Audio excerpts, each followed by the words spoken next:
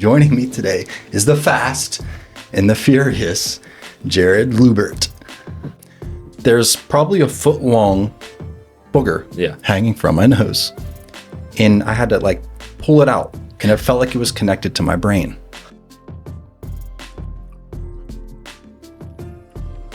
It is a stronger one. It's good. So good. Going into my senior year, I was this height and 160 pounds. I was it was dangerous if it was windy for me, you know? Did you ever resent them for doing the things that you really wanted to do? If you could spend 1 hour with your dad, what would you do? I get in the car and it's like, they say don't meet your heroes. If your hero is the 911 GT3, go meet your fucking hero, dude. It's awesome. And this is a point from earlier podcasts that you've done that I've started to pick up on. Everyone says they had a normal childhood because it's the only childhood you know. I see on the caller ID, it's the hospital, and it was 1 a.m. at this point, or maybe 12:45 or whatever. But she's sobbing hysterically, and she's like, "You ready?" Yeah. All right. Welcome to the Barbells and Bourbon podcast, the podcast that gives real people the opportunity to tell real stories. I am your big, bald, bearded, barbell lifting, bourbon drinking son of a bitch, Shaun. And joining me today is the fast and the furious Jared Lubbert. How's it going? What's going on, dude? Not too much. Welcome to our home. Yeah. Lovely place. Thank you. How was your week? Well, it's been a little all over the place. Yeah. Shaun actually gave me a little bit of some advice from the job that he used to work, which is the company I work at now. I called our mutual friend. It was a little panic question. I was at a job site in Kansas, and I said, our friend Mike. I said, Mike, I'm here. I've got this problem. He's like, hold on. Shaun's here. He'll remember. The expert right here. Yeah. So, yeah, we actually got to catch up a little bit because we haven't seen each other. It's been a few months, I think. Yeah, probably since whatever that track day was, July, August. Oh, geez, yeah, back summer. Wow, Mm-hmm. I didn't realize it was that long. I think. So, yeah, we have a mutual friend, Mike. We all have a car interest, so that's how we kind of bonded. So was that the craziest thing that happened to you this week? Probably.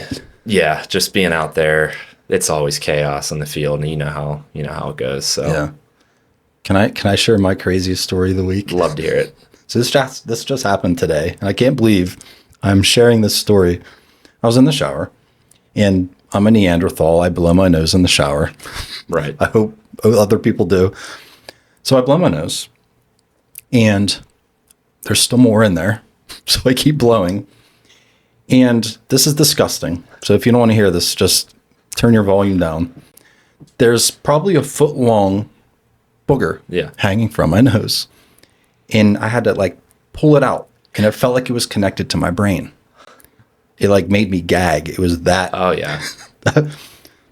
So I'm like, that's disgusting.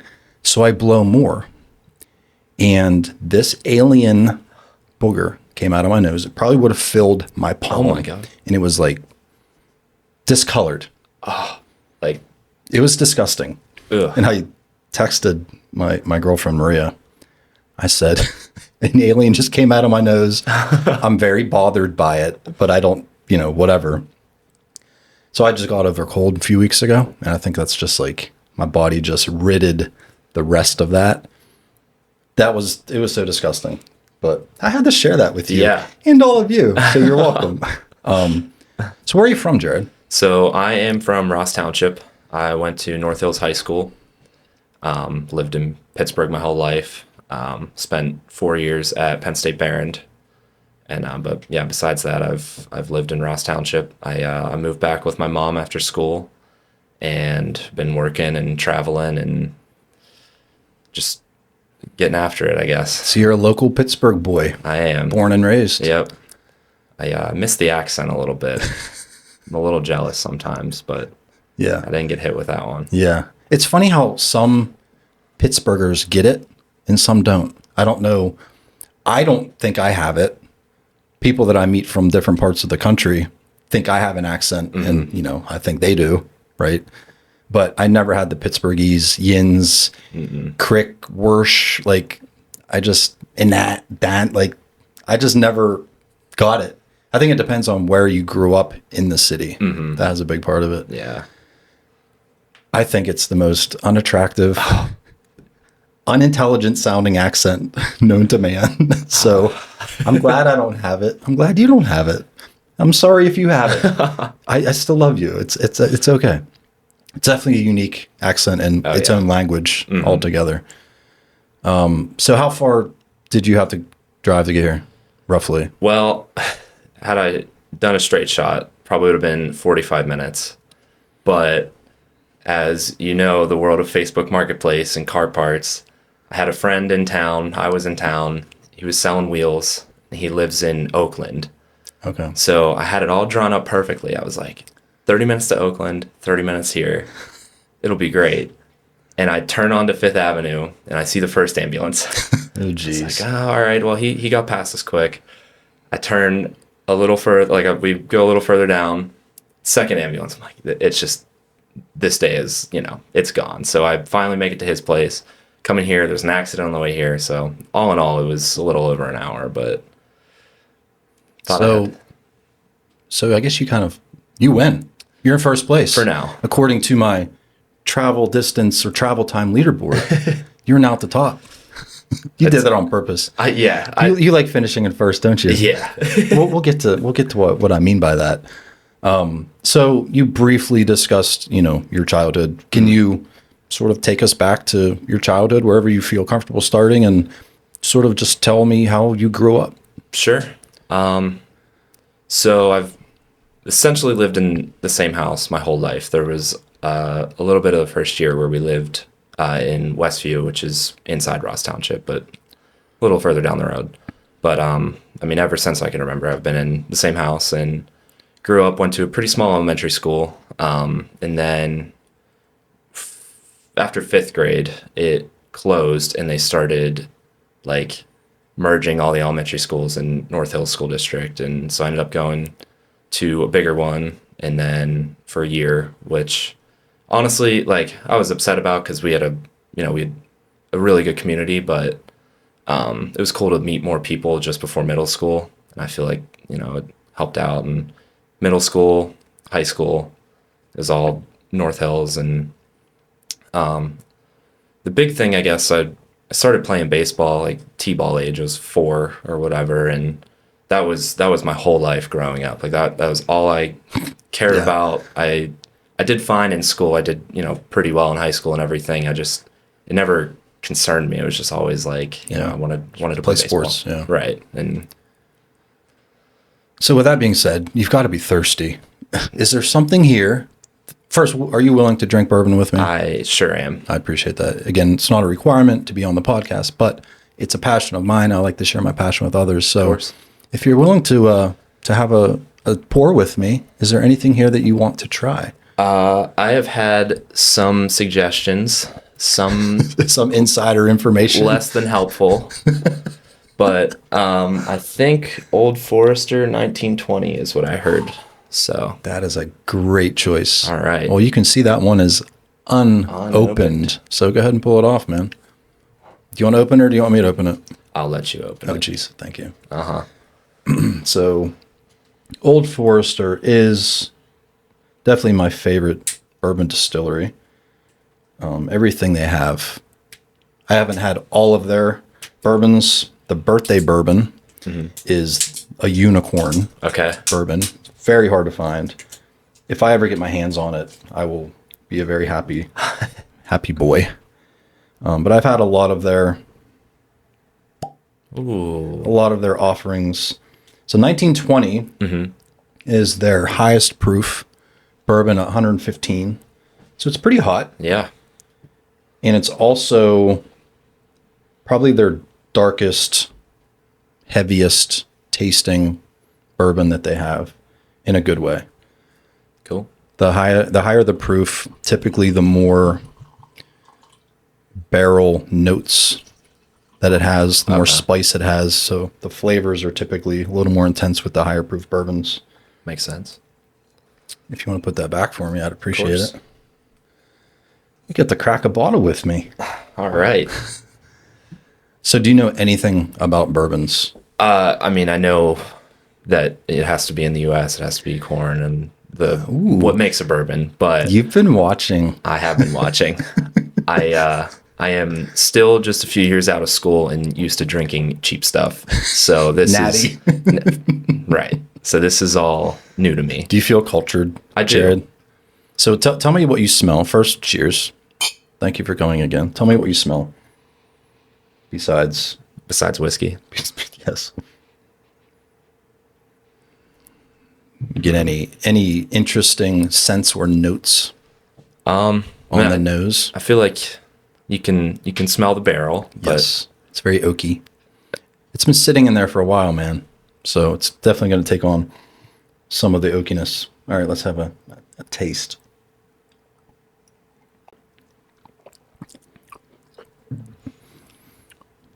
It is a stronger one.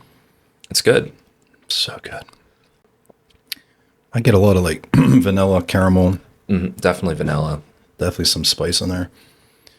It's so good. I love it. It tastes so good when it touches your lips. But yeah, thank you for enjoying a Yeah. pour with me. Appreciate the offer. So back to childhood baseball. Yeah. Baseball. So funny thing you mentioned that. When I grew up, I played baseball.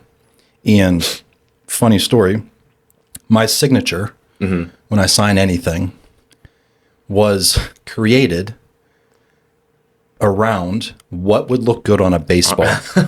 So I practiced my signature and I'm like, that would look really badass on a baseball. Look at me now. I don't play baseball, Wow.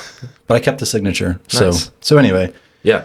you played baseball starting and you said you were four playing yeah. T-ball. Yep. How long did you play? So I played until basically I played into a semester of college. So it was, I played, I grew up, a bunch of my friends, we all played flag football, and then I tried tackle football, and I tried soccer and basketball, which, I guess you can't see I'm standing up. I'm decently tall. You are tall. But just terrible at basketball. And baseball, for whatever reason, just stuck with me, and that was just like fixated on it. Yeah. And So you like playing it? Did you enjoy watching it? Do you have favorite teams? not really. I have a hard time watching sports. Okay. Like I'll watch the Steelers. I mean, I like watching football, but I can't watch. I don't know. I get antsy about it. So you just like playing? Yeah. Was there a specific position that you excelled at or that you enjoyed the most? Left-handed. So I pitched and played first base, and I pitched towards the end, like towards high school, and I started, getting more into, you stay at your position. I definitely was more of a pitcher. Yeah. And that's ultimately what I ended up going to school thinking that I was going to be doing. Okay. So So I'll stop you right there. So I don't want to get too far ahead, but okay. So as you grew up playing baseball, I know you're thrown into different positions to see like where you really fit. I know as a kid, you play every position. Yeah, right. Outfield, catcher, pitcher, infield, like it doesn't matter. But then I guess you start to find like your niche and what you're good at. Now being a lefty, I know why lefties make good first basemen. Can you explain why they make good first basemen? So the play is always coming to first, right? I mean, for the most part, and your glove goes on your opposite hand, your non-throwing hand. So as a lefty, your glove is on the inside of the field, so to speak, and you can get a better stretch towards the ball because your left foot can stay on the bag and you can reach with your right further. So you can stretch further across the infield on the throw. And that was one of my things. Was I used to somehow be flexible, and I would always like do these like splits, and you try to beat the runner because they're coming down the line. And so yeah, that's how I got stuck there. I would have loved to play third base. I think third base is so cool, but as a lefty, it's so hard to like turn You your have whole to body. pivot a lot. Yep. So Same with second base as a lefty is not. it's not basically first or outfield. Yeah, like turning double plays is really difficult as a lefty when you're at second or short. Second, right? Yeah, at short it'd be difficult. At second, you'd have the double play because you could just turn and throw. But short, you get the crossover. Yeah, but going to first is especially hard. Then, yep. If you're, if it's hit towards the middle of the field, you're running, and now you've got to spin or. Now, being a left-handed pitcher makes the pickoff move to first a lot easier. It does, and sneakier. It is very sneaky. Because I definitely first was cool. I like being in the infield. I like being smooth with the boys, right? Taking infield before the game. It was awesome. But pitching was always what I loved the most. And yeah, the intricacies of the pickoff and the off speed pitches and working in and out. And so, how hard did you throw? How fast was your fastball? So, despite my size. I never threw very hard. Okay. I know I was around 80 when I was a senior and going into school. And not to reiterate I could have been something, but I got hurt. But I maybe could have been okay at a D3 program, but I got hurt. So by the time I made it to Barron, I was throwing like upper 70s, and it just wasn't working out. And this was after your injury? Yeah. And so I had a torn labrum, but the way the doctor described it to me was more like a rope fraying at the end. So like it was sort of pulling away and it wasn't like one pitch and I dropped and it was, my arm was done. It was just this like compounding injury that. Over time. Right. So your labrum's the socket that holds your shoulder joint, right? Yeah. I believe I'm not a doctor, but I think I'm close. It's the back, so the way it was described to me is it's like the ligament that slows your arm down, and you can only throw as hard as you can slow down. And I mean, that's what I remember from being 17 or whatever when it started happening. But so you go to Penn State Barron, which for those of you who don't know, Barron is in Erie, Pennsylvania, which is right near Lake Erie. So it's 2.5-ish hour drive north of Pittsburgh. Yeah, from here. So you get injured, your pitching declines. Mm-hmm. When did you decide that or did someone decide for you that it just wasn't going to work? It was decided for me. So I had no intentions of playing college ball. Like going into my senior year, I was this height and 160 pounds. I was like, it was dangerous if it was windy for me, like I was super skinny. Been there. Yeah. And I just, I wasn't into the gym yet. Back then I think there was this stigma that pitchers don't lift or pitchers don't work out. And I bought into it and, it never concerned me. So I was like, well, this is my last season. I knew I was injured. I was like, I'm just going to go enjoy my senior year. Whatever happens, happens. And I end up having a decent year. I get in contact with the coach, and I was a preferred walk-on. So I still had to try out, but they knew who I was. There was a decent chance I was going to make the team. And so we got through the first day, and when I showed up, I didn't think that I couldn't do it, but I started seeing some of these guys, and for whatever reason, Barron gets a lot of big fellas. Like we had some dudes that could hit the ball way over the fence. Wow. And I start seeing these guys, and I'm 18, I'm still real skinny and very intimidated. And yeah. And I realized like that this isn't the same anymore. So it was kind of like the big leagues for you. Yeah, right. Yeah. And I think a fair assessment is that was all my big leagues ever were gonna be, with the way that I trained and didn't train or whatever through, high school. And so it was eye-opening. So you didn't make the team? So I made it for the fall, and the fall is a real condensed schedule, and it's practice almost every day. Both days of the weekend are scrimmages. It's intense, and I was a relief pitcher, so I started throwing more than once a week. And in high school it was fine. I would throw once a week.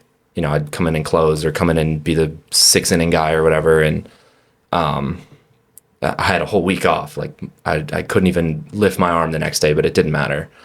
You start throwing 3 or 4 times a week, and by the time the end of the fall rolled around, I was like no control left. I was creeping towards the lower 70s. Like I had no velocity, and coach came and talked to me.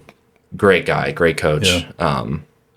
He's been there forever, and he was just like, we're gonna have to let you go. That as a walk on, and he described it like you don't have to make the team, you have to beat somebody on the team. And I don't think it was outrageous to say that I was the worst pitcher there at the time. So as a walk-on, that means you didn't have a scholarship. Yeah, in D3 it doesn't mean as much because there are no scholarships at all. But I wasn't on the roster going into tryouts. Okay. So you weren't scouted, or are there scouts at that level? Yeah, there's been a few guys that'll go play semi-pro, or they'll go, I don't know if anyone from Barron has made it to the MLB or anything, but right. Guys that have played pro ball for a year or two after school. But yeah, I knew I was going to stay there. I wanted to go there for engineering, and I had already made my friends at this point. I was like, I'm not going to leave now. Right. So how did it make you feel to hear that your baseball career is pretty much over? So in my head, it wasn't over. I was like, all right, well, I'm going to go to physical therapy, and I'm going to come back and kick ass next year. And I went, there's a place up there, Hurdle and Brown, I think is up in Erie. And I went to see them, and we did all kind of recovery stuff, and they really worked on my trap and, my arm and my flexibility. Cause I still sort of sit like this, but I was everything was just so tight, protecting, the ligaments and whatnot. But I came back, and sophomore year came back to tryouts, and just mental breakdown on the mound. And there's some external factors that I'm sure we'll get into later, but I can't hit the zone. My arm starts hurting again, and I knew it was over, and it was tough to accept, just being out there, walking a guy and being like, this is it, you know, you got to try to finish the inning. Wow. But so leading into that comeback after your PT, I'm guessing you had started practice throwing again, right?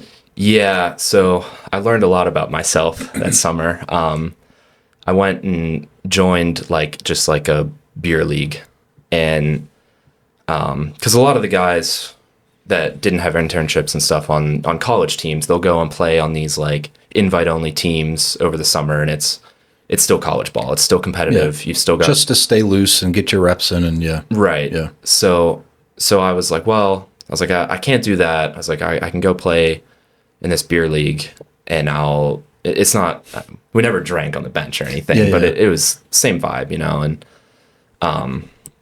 I started realizing I was developing this competitive mindset that wasn't going to work at this kind of stuff anymore, because I would get so frustrated with guys showing up 5 minutes before the game or 5 minutes after the game starts, and no one's stretching, no one's taking it serious. And you went from a very structured right college team, and you're arriving early to warm up, and you got your pregame routines, to a beer league, which is just for fun. It's a hobby for everyone, probably except you.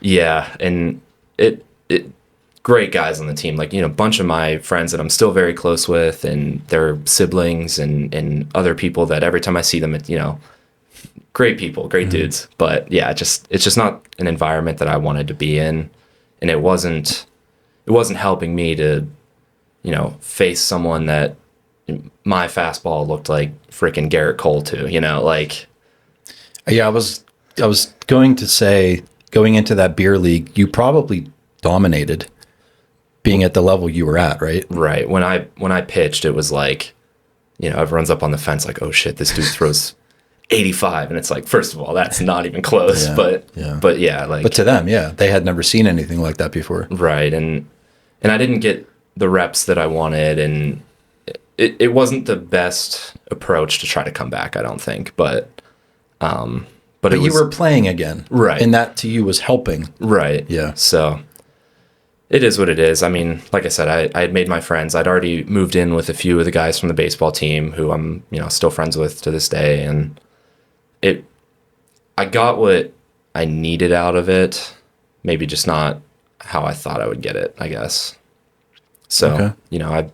I made these relationships. I learned a lot about myself. I faced failure, final failure. Like, after that, it was like, all right, this is done. Like, there is no third chance at this, likely. And, but yeah, I think it was overall was a good experience for me. Yeah. Yeah. And that's a good mindset to have is, even through adversity and what people define as failure, as long as you're learning from it, it's not really failure, right? If you repeat the same actions and you fail and never learn from it, then it's failure. But you've obviously grown from that thought of failure. Mm-hmm. So when was like that final, my baseball career's over? Because you said you went back, you played, you started walking everybody. Yeah.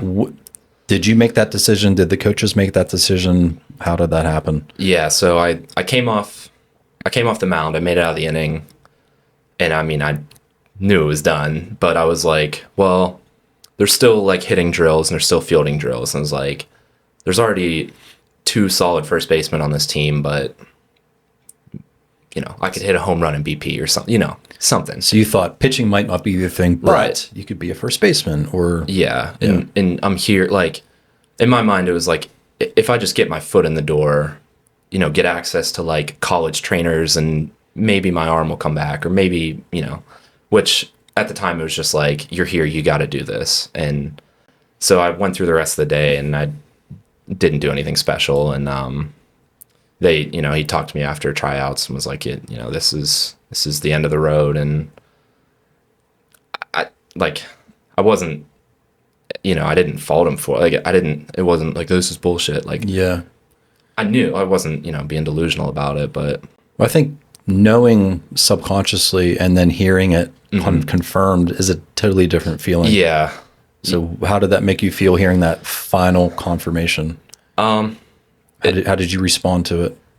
It was tough because then my first thought was like, God, like I got to go back to my house with all my friends who are on the team. And like, that sucks, like that was, it's disappointing. And I was upset, but this was also like, I was starting to learn more about myself that maybe it wasn't baseball for me. It was competing. And it was like, I was starting to realize that I just liked the team aspect of the game, but the solo aspect of pitching, like being on a team, but like having to pull your weight. Like I started really getting, excited about that kind of stuff. And I think the pitching really scratched my mechanical engineering brain too. And like the mechanics and the physics and all the technique that goes into it. Right. And yeah. So I think it just did a lot for me that it wasn't necessarily that I just loved the game.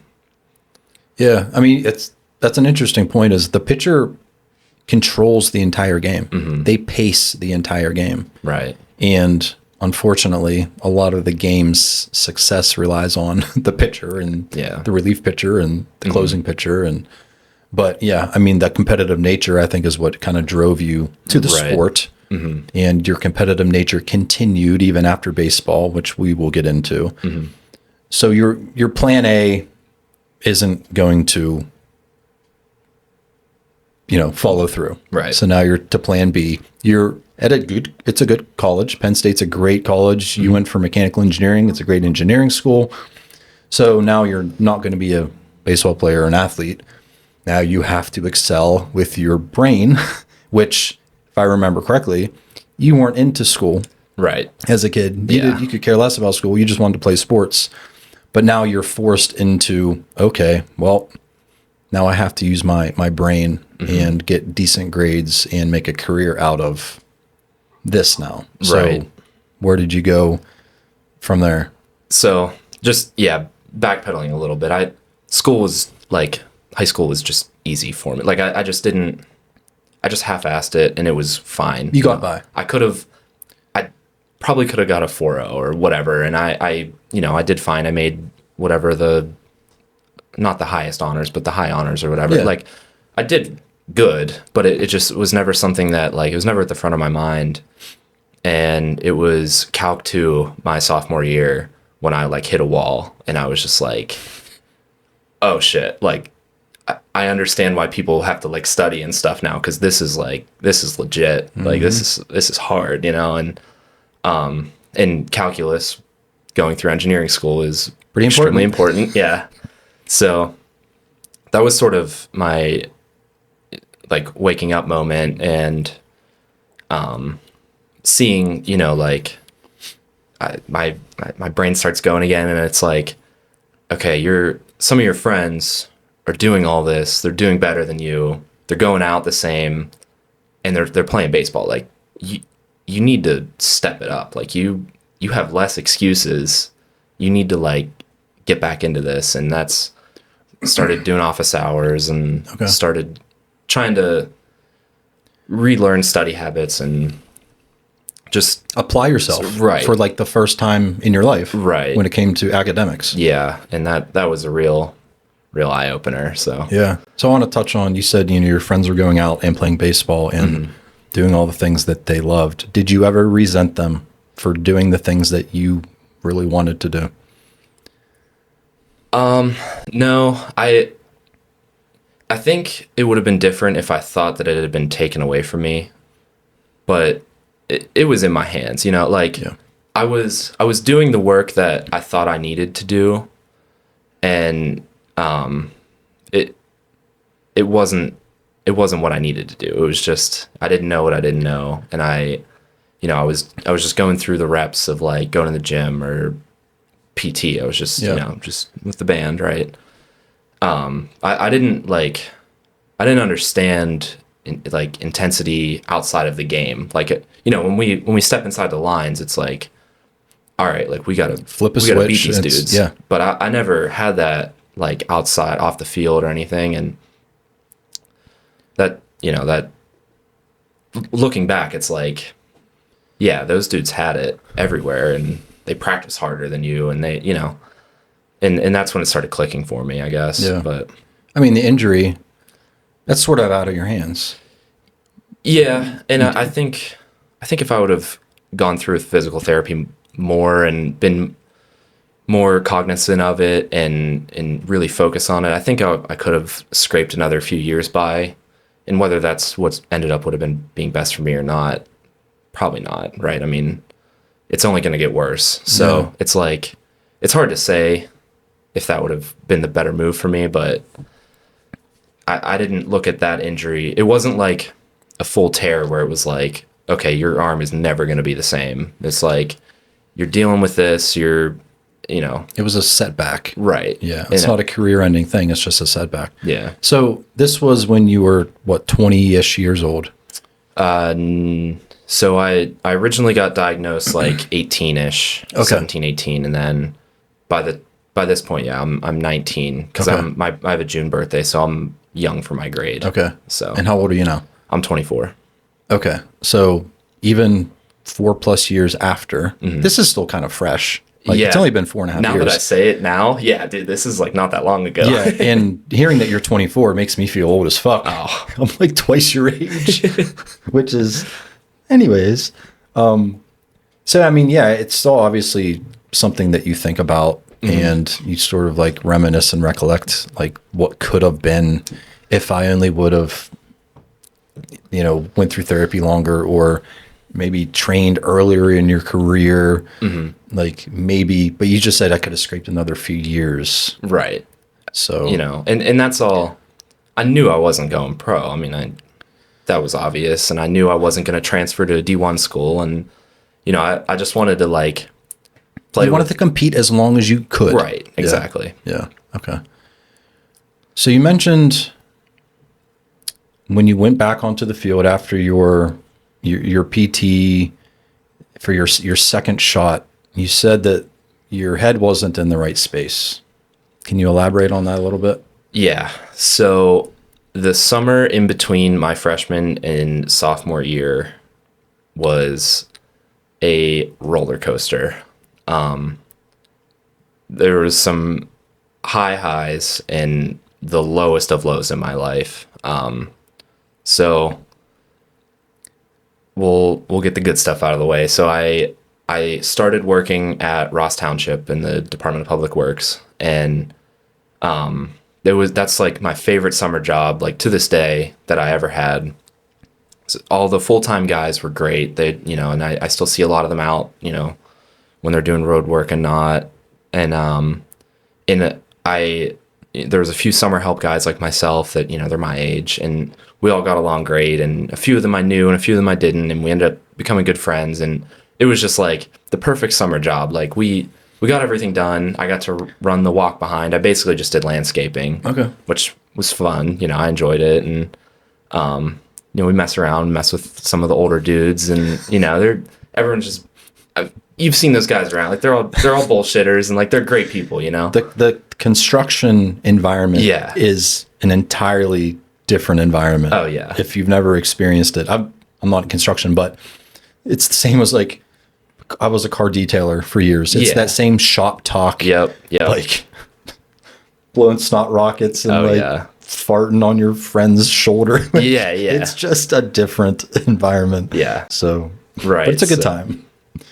So that I worked there the whole summer, and I made some people that made an impact on me of like, maybe this isn't the most glorious job in the world, but these dudes like care about their community, and they're providing, and they're just great people, and then the summer help guys, just a bunch of jagoffs, like young kids. There's your Pittsburghese coming out.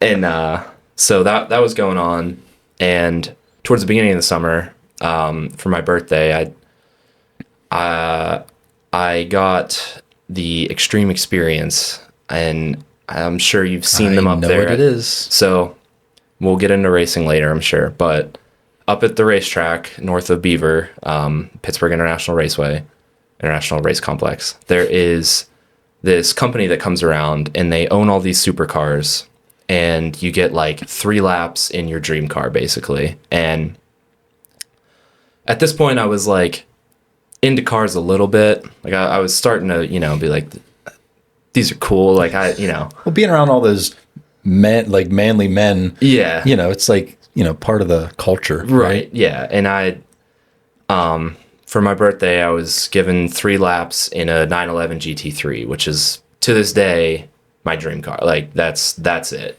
And so this is the day after my birthday. It's June 10th of, what would that be, 18. And so you're 19? I just turned 19, yeah. Okay. So we go up. It's me, my mom, my dad, my brother, and my girlfriend at the time, who I think it was from her. And I get in the car, and it's like, they say don't meet your heroes. If your hero is the 911 GT3, go meet your fucking hero, dude. It's awesome. And so I get in the car, and we're pulling out onto the front straight, because they only do half the track, so it's the south half of the track. Mm-hmm. And like I just roll into the gas, and like this thing gets down, dude. And it changed my life like instantly. So we're going around the track, and there's some elevation change at pit race. So the first turns are downhill, and you get to the bottom, and it's a hard right-hand turn. And the way the car just like compressed into the track surface and like hooked up, you can't believe it. It's like it's on rails. I have a 2009 Jetta at this point on bullshit tires and whatever. I don't know anything about tires. Matched winter tires. Yeah. So I was going to ask, so what was the fastest car you had driven up to that point? Don't say your Jetta. So the first car I learned to drive stick on was probably the fastest car at that point. It was a 1990 Dodge Daytona that started life as an automatic, and my buddy Mike and his dad bought it, and they found a donor car with a manual, and we swapped it. And that's what I learned to drive stick in. And when I say fastest car I've driven, we're talking like 200 horsepower. Like, isn't that a V6? They were a 4-cylinder turbo. Okay. So this the turbo noises from this car are also very influential in my life, because the first time I like heard the choo-choo-choo-choo, you know, I was like, ooh, right? So up until this point, I've driven this like pile of shit, $500 Dodge Daytona. Now you're in a 200 $200,000 car. Yeah. And those 3 laps are like burned into my brain. Like the instructor, I probably walk you through everything he said. That is crazy. On all the, like, it was just so like influential to me, and I was like, all right, well, baseball might be done in a few months here, but like I have to own this car. I have to drive on this track all the time. And so it had a big influence on me. And so we pull back in, and the instructor's like, he's, you know, messing with me. He's like, are you going to stay in school now? I'm like, first of all, it doesn't matter if I stay in school, dude. This car's out of reach. But it's like, you know, I came out and like, you can't even like express the words. Like, and you rode on track with Mike. Yeah.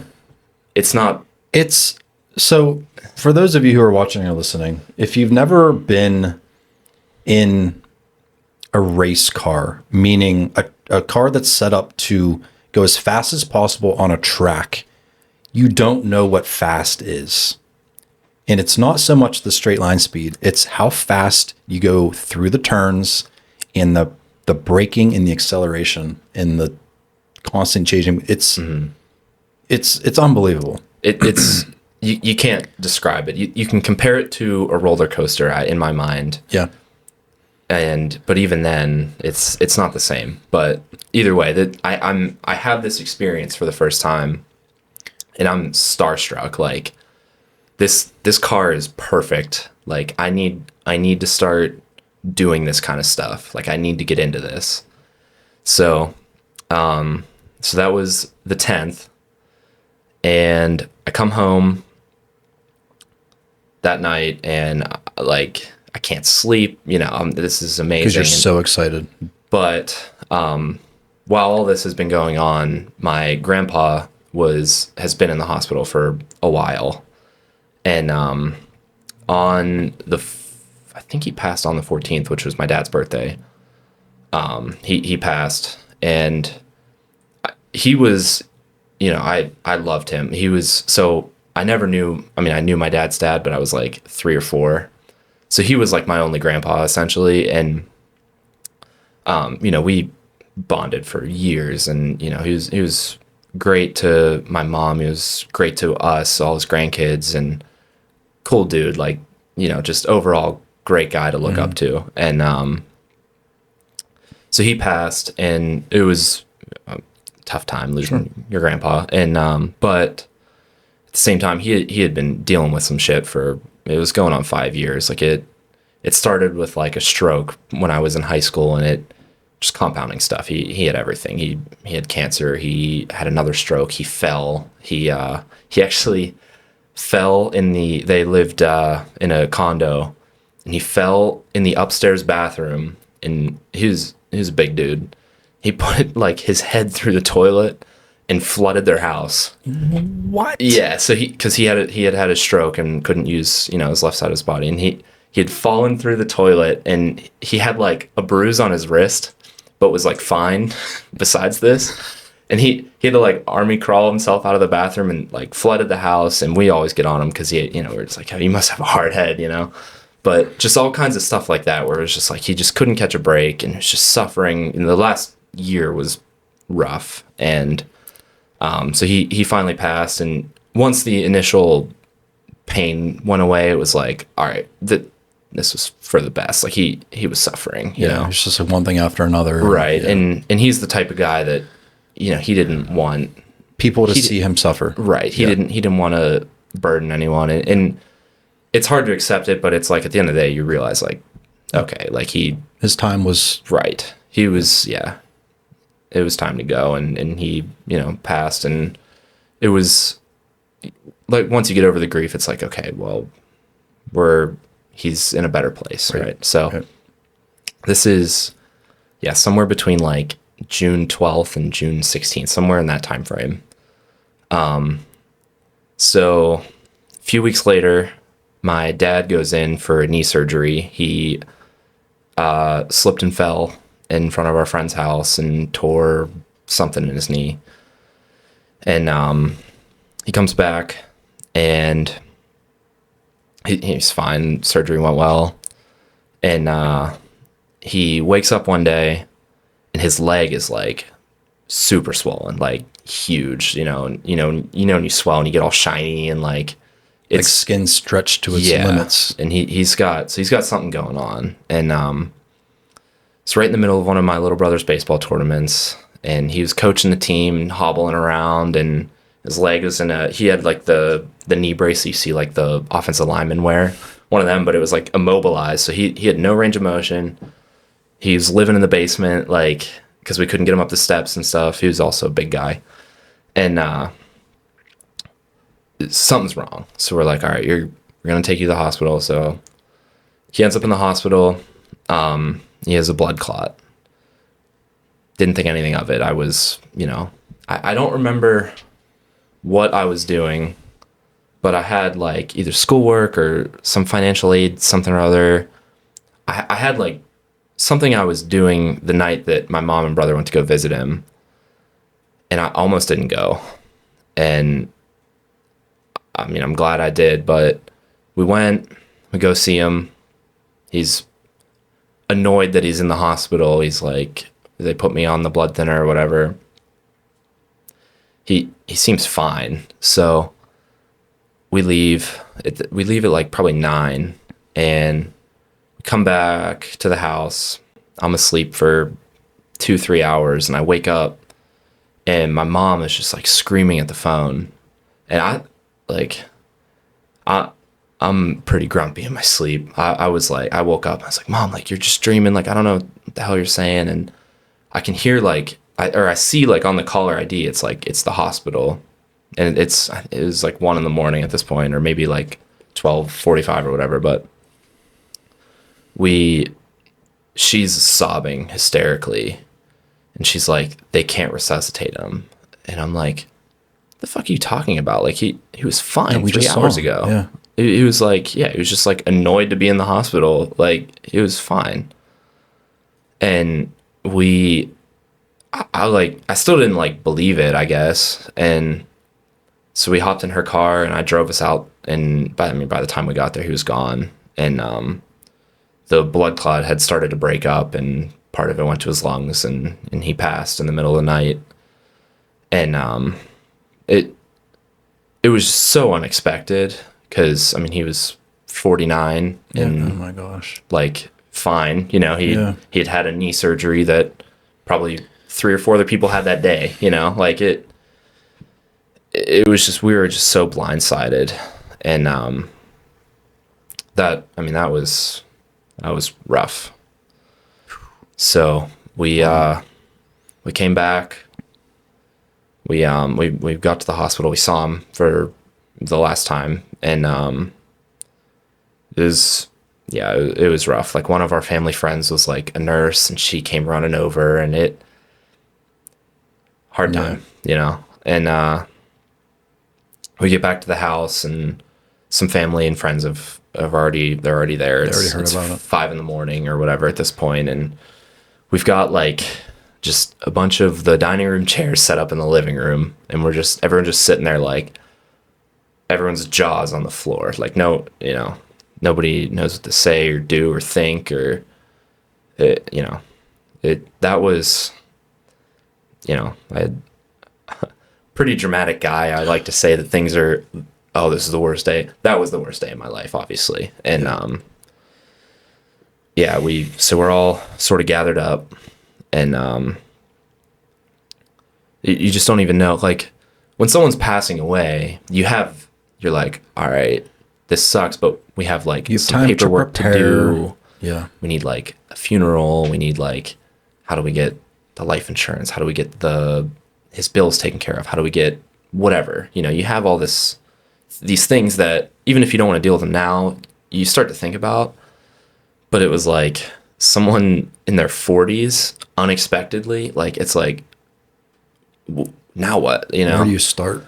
And my first thought, like, we went to bed, and the next night, because I mean, nobody slept that night, and we had friends over and everyone, you know, trying to be there for us. And the next night I'm just like, I got to drop out of school. Like I got to work right now, you know, like I'm going to go back to the township, or I'm going to go to Home Depot or whatever. And I need to start working now. Cause is that to provide for your family? Yeah. Okay. Cause like I said, I was 19 at this point, and my mom at the time, she still works from home, but she worked from home part-time. So, I mean, in the back of my head, I was like, something needs to change here, because we can't. And in the days coming up, like, you know, I'm lucky to have two great uncles, and they both were like, don't drop out, you know, like, don't, like, a little bit of money now is not going to be as helpful as you getting a degree and you setting up the rest of your life. And, you know, I was lucky to have a lot of support at that time. And so the day after, my dad was like the commissioner of our Little League Association of West Ross baseball. And a few people set up, like, we're just going to go have a candlelight thing the next day or whatever. And getting there, like, there was hundreds of people. And it was like, it instantly made it better.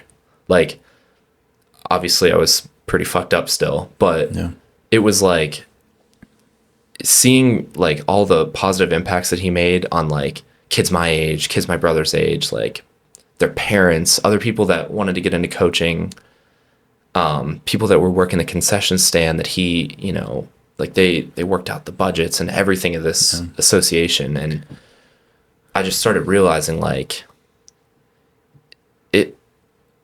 there was so much good that even this really horrible thing can't even drown this out, you know?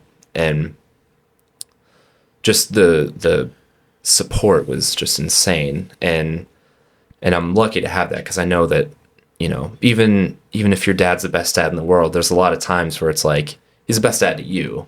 But I had so many people come up to me and it's like, you know, like, I'm not that close with my dad. Like, your dad was there for me and all this stuff. And it, you know, put a lot of things into perspective for you too. Yeah. And it's like, you can sit here and be like, man, I'm so unlucky that my dad died when I was 19. But then you start realizing like, damn, I'm lucky I had my dad for 19 years, you know? Yeah. And so that was sort of the start of this like new mindset for myself of like, I need to, like, this dude was doing it all. Like, I need to be that way, you know? And like, so we had the funeral, and same deal. I mean, it was lined out the freaking door, like, you know, everyone my age, like my grade, the year below, the year above. It was like the whole high school baseball team was there. Every kid that I played baseball with since I was 4 was there, at all their parents. Everyone is, you know, beside themselves, but everyone just raves about him, you know, and that's got to make you feel good, man. As a son, having a dad that made an impact on that many people, right? That's amazing. And it was, I started like, because I don't think you realize that you're like proud of your parents when you're little. If you are, you know, and there's people that are in worse situations, and I know that, but that's when I realized like, damn, like that, I need to be like that, you know? And so yeah, it was really like, it was an immediate rock bottom, and then it was an immediate like, wow, I'm lucky, you know, like it sounds kind of crazy to say, but it's like, well, I think that says a lot about you, Jared, is the mindset and the maturity that you had and the appreciation that you had of all that support, and just, you know, hearing all the positive things about your dad and being able to turn that worst day in the world, which understandably so, right, to being maybe one of the better days that you've had, just recognizing and realizing the impact he had. That says that's you, man, because there's 95% of the people watching this that would be hating life and taking it out on everybody because they were dealt the shitty hand, losing their dad at 19 years old. So fuck everybody else. Right. But you didn't do that. No, and it ended up becoming like between like me and my brother both have, I think, a pretty similar mindset, and he's much more, quiet and reserved than I am, but it was never an argument or anything, but my mom would be like, what, you guys never were upset about this, or, like, you never show any emotion. And part of it is just, I don't think that I wanted to show any. I mean, you want to be strong. I'm the oldest, right? I want to be there for everyone. But part of it's like, how can you be sad when you hear, every 5 minutes, every new person that comes up to you is a story of how your dad like changed their life. And it's like, it just, you're just like blown away by it. And it's like, yeah, I'm upset. I'm still upset about it. But it's humbling, and it's like, you just realize how lucky you are when everyone's telling you the same thing of, that he was a second dad for me, or, I never stuck with baseball, but now I live life by the way that he taught us at frickin' Pony League or whatever. You know what I mean? Like it was just like an eye-opening experience of, things, no matter how bad things are, it's like, you just got to look at the good that came from it or came before it, or, I hope you guys are listening to this, because, I mean, like I said, very few people have that mindset.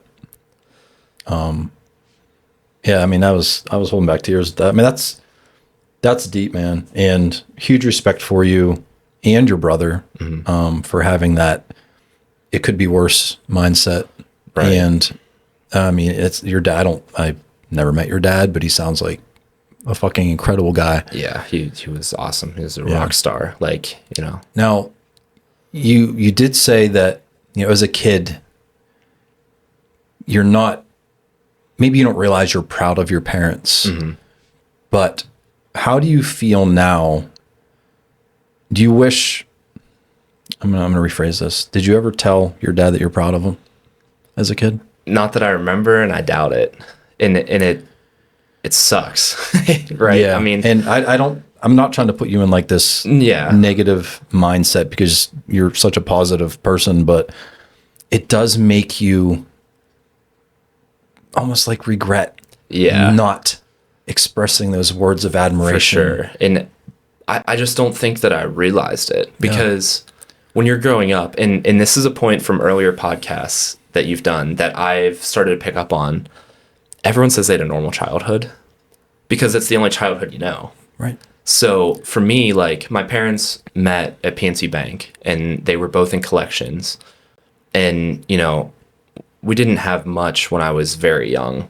But by the time that my dad passed, like, he had worked his way up, and, he had bounced around a few companies, and he was making really good money. And it's like, I just thought that everyone's dad worked their way up, like, you don't like appreciate it. Yeah.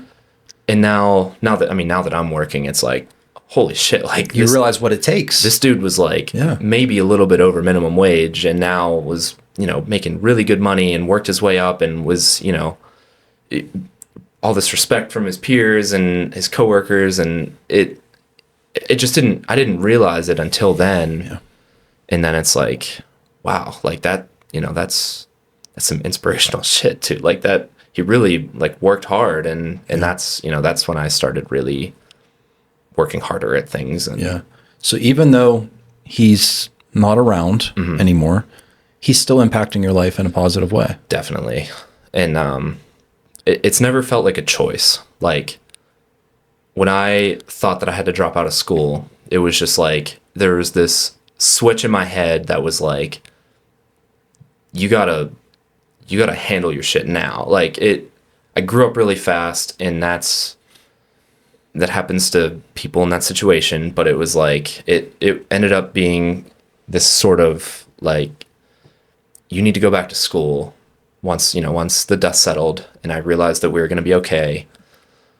It was like, you need to go get good grades, and you need to like work hard at baseball and you need to do your stuff now because like it can be gone that quick. And it was like, you need to be set up. And so not only were you trying to set yourself up for future success because you saw how quickly it can be taken away, but you're also following in your dad's footsteps of wanting to be an inspirational, hardworking person that, I'm not saying that you were lazy by any means, but you coasted through school. You admitted that. Right. And you admitted that you could have applied yourself more in baseball. Mm-hmm.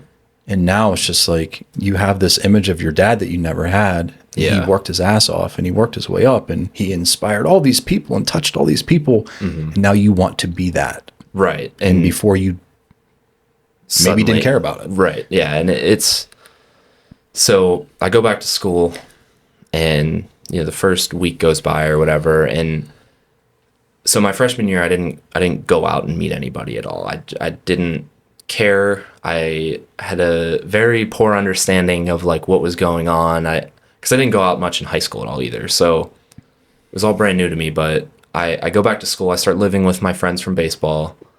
And I'm meeting all these new people.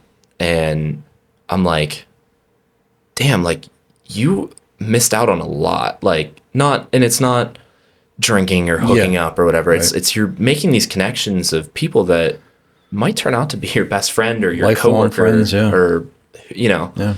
So I start realizing that and instantly, like between freshman and sophomore year, like my life at school just like skyrockets. Like I was just, even though I had just lost my dad and my grandpa, I was like living so much better because I now had this like understanding of what it's all about, or a newfound appreciation of life. Right. Yeah, exactly. So, I'm starting to get it. I'm still not getting it at school because it's still up until, you know, Calc 2. I'm still doing all right, just getting by. But now it's like shit. Like tryouts are like in a week, and you played on that team over the summer, and you need to start like getting in the gym. And it was too little, too late. And I had not prepared myself because of how well that I thought I had handled the situation. I had not taken any time to like talk to anyone, or, you know, it wasn't a concern in my head that maybe you still got some trauma from this thing that happened. And so I get out on the mound, and I think I struck the first batter out, and I was like, all right, we're locked in, like we're good. I think I walked the next kid, and I just like had this breakdown of like, dude, you didn't work for this. Like you thought you did, or you thought maybe that you did enough, but you weren't making sure of it. And now like half your support system's gone, and all this, you know, and you've gone to a dark place, you know, when it just starts freaking spiraling in your head. And I probably freaking bounced a bunch of fastballs across the plate and did terrible. And that ended up being it. But, it also didn't, after all of this, it's like, okay, it's just baseball. You had 2.5 more years at best. Yeah. It was a game. Right. And it sucked because it was something that I didn't prepare for, but I mean, I don't know how I would have prepared for it either way, but it was a rough situation. And, you know, I don't want to say it's an excuse or whatever, but it's like that snuck up on me, and I wasn't ready for it. And I lost the one thing that I had going for me. Like I was never like athletically gifted. I was never strong naturally. I had like my mind, you know, on the mound, and that was gone. And it was like, well, now you're just a semi-athletic dude trying to hang with like college athletes, you know? Everything just crumbled. Right. Yeah. So. Wow. And I mean, this is like pure example of, I mean, I don't know you very well. Yeah. Well, now I do. Yeah. Yeah. I mean, up until today, I didn't know you very well. We had cars in common, and you seem like a chill dude, and you're fun to be around. You know, you're a positive guy. You're always in a good mood, and I get drawn to people like that. I never would have known what you've been through. Mm-hmm. And the reason I'm saying this is, A, don't judge a book by its cover, which is another common theme here. But, and this is just like a rhetorical question, but say your dad didn't pass away. Do you think you'd still have the same driven, positive mindset that you do today? I don't know. And I think about it like, because it's not like he didn't instill that in me, but it took like something bad to happen for me to like realize what it was all about, I guess. Mm-hmm. And whether something else terrible would have happened and it, you know, maybe I would have got it. It's who's to say, but Do you ever think about it? Like where you'd be today if your dad was still alive?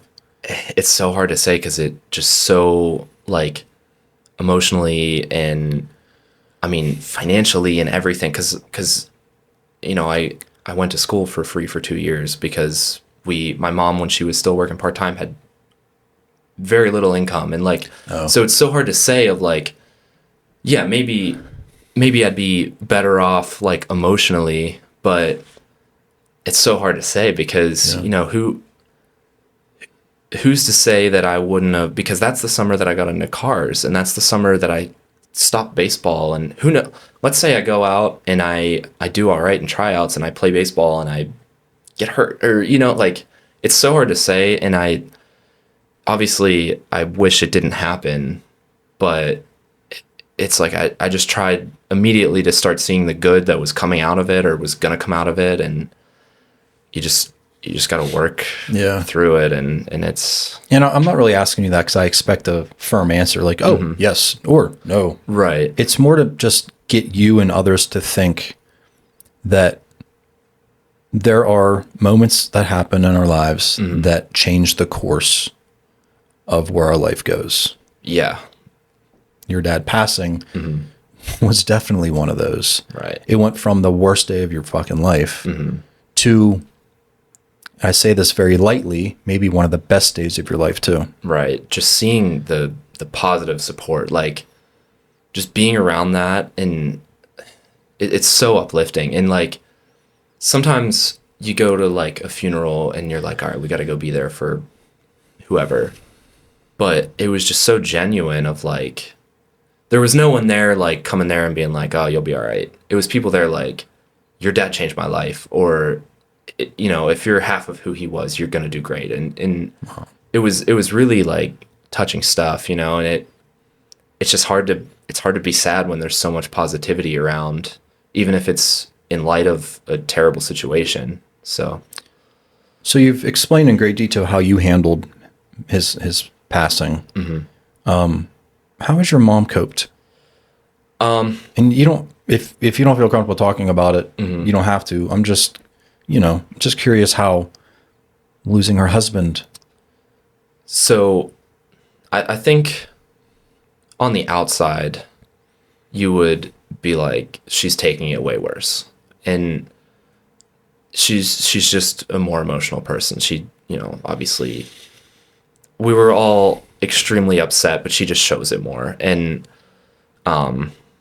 it was rough for a while, but she has amazing friends and friends that they made over the years. And, you know, people that if I walk into my house, it's almost weirder if they're not there. And, you know, like they were just there for her the whole time. And, so she's with friends all the time. And, a lot of distractions and support. Right. Yeah. Right. And it's, I mean, she still gets upset. We all still get upset, sure. But it's like, she's been really strong. Like, well, she has to be strong for you guys too. Right. You know, you have a brother. Yeah. Is that your only sibling? Yep. So my brother Connor, he's in college now, but we're 6 years apart. So she has to stay strong for her kids. Right.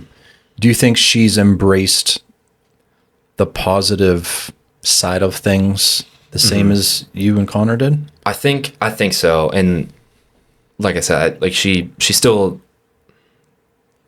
her emotional days are more emotional than ours. Like she's a crier, but I think that, yeah, like just it was just so eye-opening for all of us to see, like, and you know, she's with her friends all the time, like I said, and they were all the closest. Like they all went out, my mom, my dad, and their two friends. And you know, but even besides that, like, other friends just become closer. And Sure.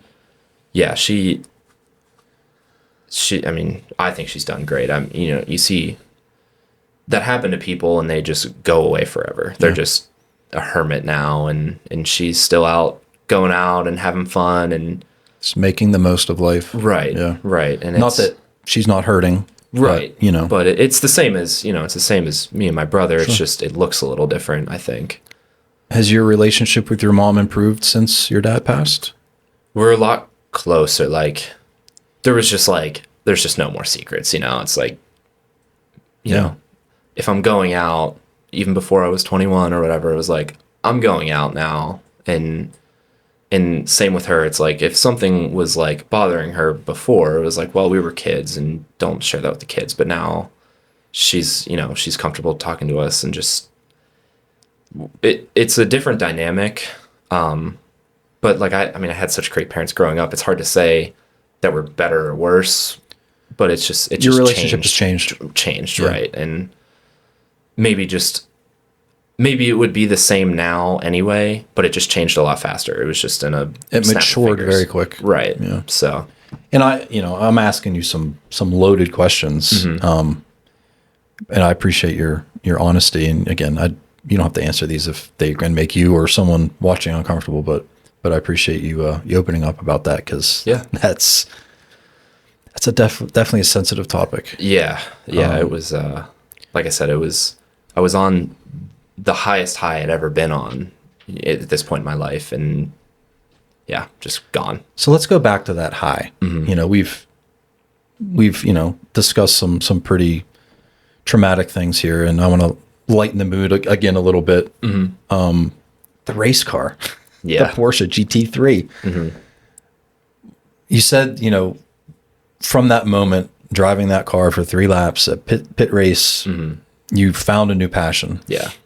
What have you done with that passion? So later in the summer, same summer, one of my friends growing up, Bo, who we were always, he's a year younger than me, a grade below me. He's left-handed, about my height, played first base, pitcher. We always had this like really intense relationship growing up, and it wasn't always like great, but it was like, you know, we were just forced to be with each other, and on top of that, we just like got along really well. And he was always more into cars from a young age. I was not into cars at all, essentially, until I started taking some engineering classes in high school, and just started getting into it, you know, by association, basically, of like, damn, that's cool that car can do that, or it's cool that the engineers made it that way. Thought of that, yeah. So I started getting into it, and Bo and his dad had bought this Ford Focus. It sounds ridiculous. I think it's an 03 or 04, but it was built for autocross, which is what I primarily do now. And I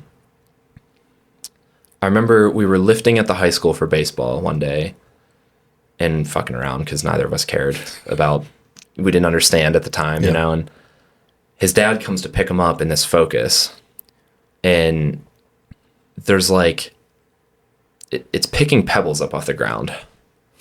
And I'm like, what is that? Like, why is it doing that? It's like, this thing looks like a piece of shit. And he's like, oh, it has like these Maxxis tires on it. And I think it was on Maxxis back then. They used to be relevant, but it's like the tires are so sticky that it's picking up the pebbles out of the asphalt. And I was like, damn, bro, that's really cool. I was like, this is insane. So everything happens over the summer, and I'd known about the car. They'd had it for a year or two now. I'd ridden in it once in the street, and but it was like, me and my dad raced this car at North Park in the parking lot of this pool, and they set up a course like with traffic cones, and we go and we race this car around these cones, and it's like a time trial. It's like, And that's autocross. this is autocross, yeah. So he's like, you should come watch. So I was like, yeah, of course, like that'd be awesome. So I go out, and this car was built very well by the previous owner. And I'm out there, and Bo was already very good at driving at this point, and his dad had been driving for 20 years at this point. And they're like beating up on dudes in this Ford Focus. Like there's Mustangs and Corvettes and Camaros and things you think are fast. And this Ford Focus is out there like, you know, it's on 3 wheels. I'm like, God damn, dude, like these dudes are crazy. Like this is so cool. And so that was right before I went back to school. And in just the worst turn of events, Bo's dad passes like 2 days later. It is like the craziest coincidence that they were both within a month of each other, my dad and his dad. His was also unexpected. He had a heart attack. Like, just, you know, I go back to school, I'm like, all this terrible shit happened to me, but I'm going to go back, I'm going to play baseball, and I have this newfound appreciation for cars. Like, things are, like, starting to come up a little bit going back to school. I'm moving in with my friends, and I find out that, and I was like, just right back. I was like, because I was never very close with his dad, but he was always like the cool dad, you know, like he drove a friggin' race car, you know. Well, so, you know, losing, you know, Bo's dad, you're hurting for Bo. Right, because now I know, like, you know what he's dealing suffering with right now. Yeah, like, and so I went back to school for a week or two, and he goes, hey, they're having, like, because he was so this, at North Park, it's its own little club. It's not Sports Car Club of America. It's North Hill Sports Car Club. He was very involved there. I think he has 4 other brothers. They ran the club for years. They're having this memorial thing for my dad. Do you want to come back and drive the car? And I was like I got goosebumps. I was like, I'd never done anything like this besides the Porsche, but even then I like didn't know what I was doing. And I was like, dude, like that'd be amazing. You know, like I'd love it. So I come back, buy a helmet on Amazon that night. I'm so excited. Like we're back because we'd competed all these years at pitcher and first base, and we're back. Like we're gonna be battling that, like as if I thought I had a chance, you know. And so I show up, and he's like, dude, I didn't know. My uncle surprised me. He's in, like he's gonna drive with me. And then we thought you could only have 2 drivers per car, which I realize now you could have 3. But either way, I was like, well, all right. Well, I have my Jetta, and it's on. I'm like, I look over at it, and it's like mismatched tires, and like the first run, like the oil light comes on because it was low, and I was like, it was a mess. But it was like my first autocross, my first time in motorsports. Of like, this is timed. This means something. You're back to competing again. Right. And it's just like, oh, this is cooler than baseball. It's like, and so, you know, we have the memorial thing at the beginning, and it's like, we're all brought together by Jim, his dad, and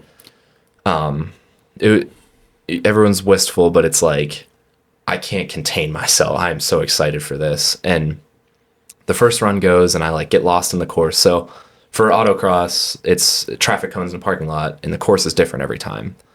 So you have to walk the course at the beginning of the day, learn it, and then go drive it as fast as you can and throughout the day. And so I get lost in the first run, and I ran a 47 or whatever, and fastest guy is 30, you know. Geez. So I'm horrible, but I don't care because like I just had so much fun. Yeah. And coming through the lights, so there used to be this guy that, and he still comes around a little bit, but he was like a stand-up comedian, and he would announce for, like, he would drive, but then he would announce when he wasn't driving. And he was just freaking awesome on the mic, like so full of excitement. And I come through the lights, Jared Lubbert, 8-second improvement. I'm freaking 20 seconds off still. Like I'm doing terrible, but like seeing the time light up on the board and like hearing the excitement and like feeling it, and I was hooked. Like, this is so fun.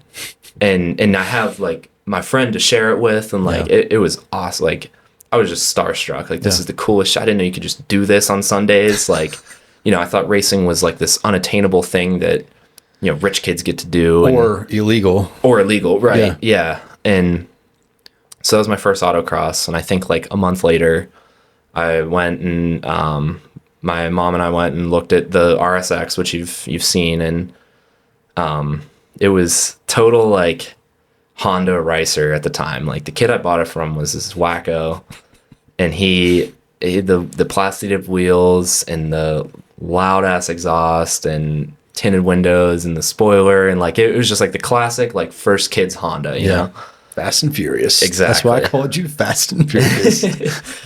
And the first few events I drove it like that, and then you start meeting people and they're like, dude, you're on snow tires. Like, what are you doing? It's like, all right, well, I'm gonna go buy these tires, and then you buy these.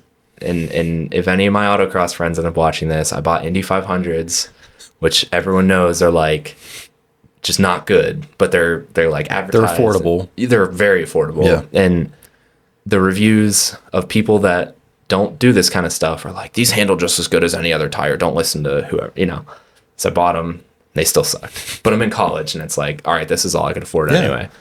And it was an improvement over your snow tires. Oh yeah, dude. The first time I tested them was on the street, and I just like I went into a turn, and I was like, I'm gonna hit the guardrail, and I like turned the wheel, and it stuck, and I was like, whoa. Was it picking up the pebbles? Yeah, it was, and I was like, I just couldn't believe the improvement, and that was another like pivotal moment of like, dude, this is cool shit, you know. So, and you've seen where the RSX has ended up, and it is now fully built for Sports Car Club of America, their time trial program. It's built for one of the classes, and it's got, you know, we pulled the transmission out of it and put a limited slip diff in it and put a roll bar in it, and it's been tuned, and it's got big wheels and tires, and everything on that car has been touched at some point in Mike's garage or in my garage, and it's spiraled out of control pretty bad. Yeah. So for those who aren't interested, for those who aren't interested in cars or racing, just fast forward through this part. But I'm a car guy too. Like, it scratches my itch, right? I've been in the cars for a very long time, and a race car doesn't always look like what you think a race car would look like. Right. A race car for autocross, for instance, there's a purpose that car has to provide. And that is getting from point A to point B as fast as humanly possible. But with autocross, it's not so much straight line speed, it's how fast can you get through the turns. Absolutely. Yeah. So tires, suspension, very quick acceleration, and very fast braking, right? Yeah. So, you know, you see all these muscle cars, like you said, the Camaros, the Mustangs, they are bad at autocross. Not all bad. Right. They're heavy. Yeah. They're overly powered. Rear wheel drive, ass end kicks out, hard to get traction. So again, a good autocross car is not going to be the same as a good quarter mile drag car. Exactly. Right. And a good autocross car is like a Miata. Like exactly. They are the best autocross cars. Yeah. They're light, they're nimble, they're perfectly powered, right? Not overly, not underly. They make you want a little more sometimes. Yeah. Well, but they've got enough. Yeah. You know? And I've autocrossed muscle cars and Camaro and a Corvette, and it's still fun. It's just it's a whole different game of this thing weighs a lot. Like we need to get it around this turn. Power and But yeah, I mean, it's, again, I'm an engineer too. I'm into cars. There's so much more that goes into certain types of cars for what the racing purpose is than others. So yeah, you built up your Acura RSX to be a true autocross car. So you compete in autocross? So yes. So the RSX, my original plan was to build it for autocross and time trials, which is the same thing as autocross, but on the big racetrack. So same, you know, you're out there with other people, but you're not racing. It's not wheel to wheel. It's not who crosses the finish line first. It's who has the fastest lap time. And I was reading, because I get in that rule book and I'm just like, I'm down to every nitty gritty detail. It's like, I need to get everything out of this car. It's like, hey, this street touring class for autocross lines up really good with this tuner class for time trials. And we talk about it a lot at autocross, the Dunning-Kruger effect. And I'm not sure if you've heard of it, but it's like, it's a graph of like what you know versus what you think you know. And there's this big dip in it called the Valley of Despair.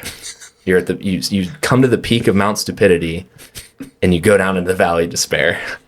So I'm like, I'm an engineer. I'm gonna learn about this suspension. This car's gonna be fast. Flatten this curve. Yeah. And so we start building the RSX, and I've got coilovers coming for it, which are adjustable. The springs that you see in your car, you can change out the spring rate, and you can also adjust how tall the spring is to lower the car, raise the car. You can adjust the damping of the spring, of the shock that controls the spring. And so that was the big upgrade. The first year I got out of school, blew like my first paycheck on it, got wheels off a dude out this way actually, and spent all winter building the car. We put polyurethane bushings in it to make it, less spongy. And I bring the car out, and the first time I drive it, I think it's fast. I'm like, holy shit, this thing like handles now. It sounds better. We put these stiff motor mounts in it, so like it puts the power down, but now it vibrates like crazy. Like, this is a race car, It's loud. Yeah. And so I'm doing all right, like at these North Park events, and I start going to Pit Race also has autocross. They also have that big parking lot, the skid pad. So this is SCCA. This is like the big boys of autocross. And I show up, and I'm the only car in STX again. Some like street touring extreme. And I'm like, oh, dude, like, I think I'm on pace with these other guys. And in autocross, there's this index of like, you take a fraction of your time, and it's based on your class. So you can try to compare, this dude's car sucks, this guy's car is really fast, but the dude in the base Civic is faster than this guy on paper, because you're comparing. And I'm like, well, I don't know where I'm supposed to land and all this. I don't have any direct competition. And a dude shows up, and he had a 128i, which is a BMW small one. It's in STX, and it's on better suspension than mine, but this dude can drive. And I get my doors blown in, and I was like, it was eye-opening. But I'm still climbing towards Mount Stupidity here. I'm almost at the peak. And I'm like, well, he's been driving for years. Like, I still had to do the limited slip differential, which is very important for cars, especially front wheel drive. When you're trying to get out of the turn, it helps you put the power down better. Right. Like, well, I'm going to tune it. I'm going to get this diff and racing seats and bigger brakes. And these tires are kind of old. And that season finishes up, and this is now the winter of last year. So I pull the transmission out, we do the diff, put the big brakes on it.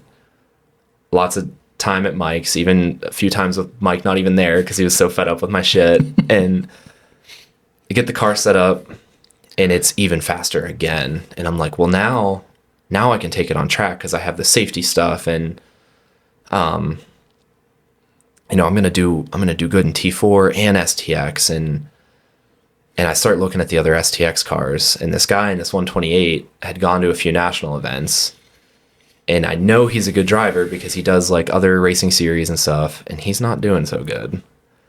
I'm like, so you're telling me that 128i is not even a good car for this class, and he beat the shit out of me.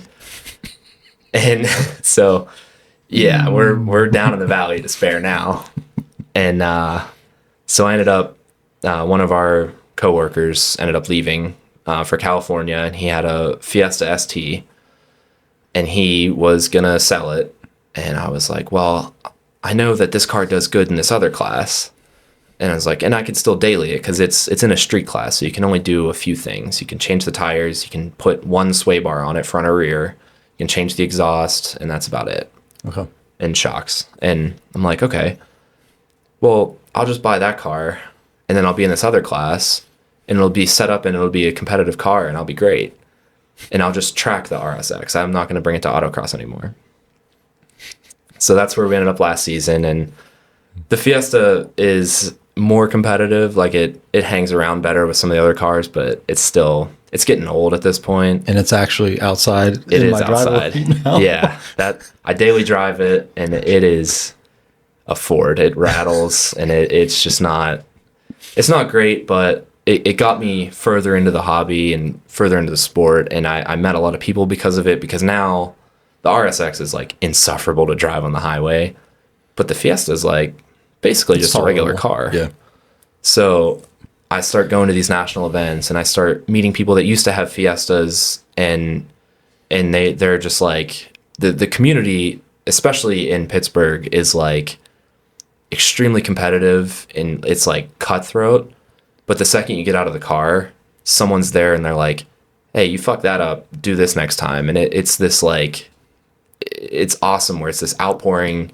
And when we go to these national events, it's like we're just like a team. Like it's been the perfect transition away from baseball for me in this like competitive mindset. I'm still getting the brain scratches from the mechanical aspects of it, but it's just like it's the perfect competitive atmosphere, and it's been great. Yeah, I've been to track a few times to watch you and Mike, and it's like it's my happy place too. Yeah, you know, in a lot of ways. The camaraderie, like you said, it's a competition, but you see guys helping change transmissions and rear ends and crazy things for their competition to help out. Right. It's just wild. Yeah. It's a fun place to be. It's awesome. The smells and the sounds, and again, I'm a car guy. Not everyone's into that kind of thing. Some think it's annoying or whatever, but so what's your end goal with racing? I wouldn't say I have an end goal in mind right now. I have some next steps. I want to keep progressing at autocross because, and if there's people watching that do other motorsports and don't do autocross, they're like, oh, autocross, like, it's the bottom of the barrel because it's the cheapest barrier to entry. It's $40 for a weekend. You get your 6 runs and they're 30 seconds each. So it's like, well, you only drove for 2 minutes or 3 minutes the other day. Like, that's such a waste. Like you buy these tires and consumables, but the level of competition that it brings out, because the barrier of entry is so low, you get everyone that can drive. It's not my dad's rich and I can drive. It's, anyone that can scrounge up $40 in a set of tires, they show up, and the competition's great, and the course changes every time. So practice obviously is important, but you can't just like go out and learn the track by doing 1,000,000 laps because it's different tomorrow. Right. And I want to excel in that. I want to trophy at national events, and ultimately everyone's goal for autocross is at Lincoln, Nebraska, this national championship, you go win a jacket. And it's this nice red, like almost a winter jacket, more of like a raincoat, but it's, SCCA, national champion, whatever class you're in. It's like the green jacket of the Masters in golf. And you see guys with, H Street 2015, H Street 2016, G Street 2017. Like, you start seeing, and there's guys there that, in my mind, have to be some of the best drivers in the world, whether they had the funds to get into formula racing or anything else. It's like, it takes a lot of skill. There's, and you see it of people that do transition to time trials or road racing or endurance racing. You see these, you can tell who's done autocross before and who's good at it. And so I think that's the ultimate, it's the ultimate stepping stone. Not that it even needs to be one, but it helps you learn, controlling the car at the limit, and feeling the car move around underneath you, and feeling how tires actually work, and not just this one's stickier than this one. It's like, well, this one you can have more slip angle so the car can have more yaw in it, or this one doesn't put down power as well, so you need to have a wider line to carry speed rather than try to build speed. Or that's all the technicality that goes into racing. Right. So I heard you were mentioning all these things that you were doing to modify your Acura RSX. You're adding different parts and, tuning it and suspension and throwing all this money at it to make it faster. Did you try to improve as a driver, or were you hoping the car would do that for you? Yeah. So when I first started building the car, I knew I wasn't good at it, but I didn't understand the level. Like, we're still climbing Mount Stupidity here. I don't know shit. You know, I get in my friend's car and I'm like, damn, this thing's fast. It's like, the car's not fast. Your friend is fast, you know? And that has been a big eye opener this year and towards the end of last year, but mostly this past season, the 2023 season, it's, like you got some work to do. And that's, I've started having all these revelations of like we were talking about earlier with baseball, where I didn't know where I didn't know. And I thought I was working hard, and in the gym, I thought I was working hard. Like there's new levels on top of everything that you do. And you think you're getting there and you're not. And I've had, breakthroughs in the gym this year as well, because it's correlates directly. It's like you have this goal in your mind of I'm going to bench X for 10 or whatever. And you get there and you feel all right, but you thought you pushed yourself and you didn't. Yeah. And it's the same exact thing. It's, well, I'm going to finish 30 of 60 in index. Yeah, maybe you got there. Maybe 4 people didn't show up that normally are there. Or maybe someone had an off day. And it's getting that consistency and pushing through what you thought your limit was, or what you thought the limit of the car was, or what you thought was previously possible. It's like there's always a faster dude out there. Yeah. I think, what was I going to say? As you went through baseball, you could have done better. You could have done better in school if you would have applied yourself. I admire that you always know that there's room for improvement, right? And and I asked you what your end goal is, and you said, I don't know if I have one. Yeah. But stepping stones. Right. So you're just trying to improve a little bit. And that's awesome. The cruise control people out there that are okay with mediocrity and, complacency, I'm not a fan. Yeah. I go crazy. I go all in on this kind of stuff, and I can't, I went and bought a simulator this winter, and I got a cheap one just to get, because we have a bunch of our friends have a racing league that we race in every Tuesday, and it's mostly people from autocross, and it's like, I need to get in that, because all these people are going to get better, and I'm going to stay the same or get worse over the winter. I was going to say, practicing racing isn't like practicing your throw, right, or practicing your golf swing, or going to the gym and trying to lift more weight. Right. It takes a lot to practice racing. You need a track, you need the car, you need all of these consumables, tires and brakes and oil and everything else.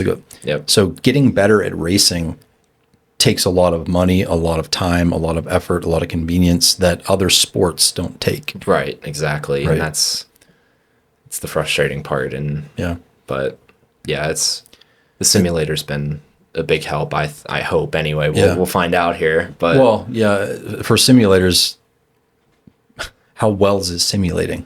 Right. And, yeah, the way that I describe it, and that's a whole other tangent, but I don't think that it simulates any one car well in the game, but I think the overall feeling the slip angle of the car, feeling the car at the limit of grip, I think as long as you have decent pedals and a decent wheel, and you can feel the brake release, feedback, and feel the car turn more than you're turning the wheel, when you're turning, when you're using the brakes to get the weight on the nose and get the rear end to come around. As long as you are picking up on those habits, you're going to have to adopt a new feel. But as long as you have that general notion of what's supposed to happen, I think that it's valuable. Yeah, absolutely. Yeah, I believe that. I mean, driving out on the road's valuable. Right. Right. If you're in the car that you're racing, you're getting to know the car better. Yep.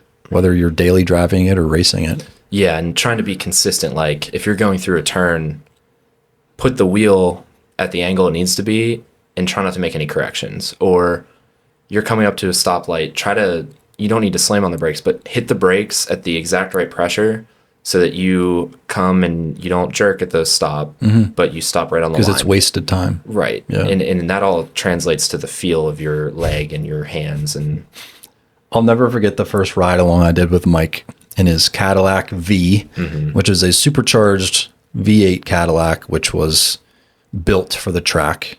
awesome. Yeah. Awesome car. I've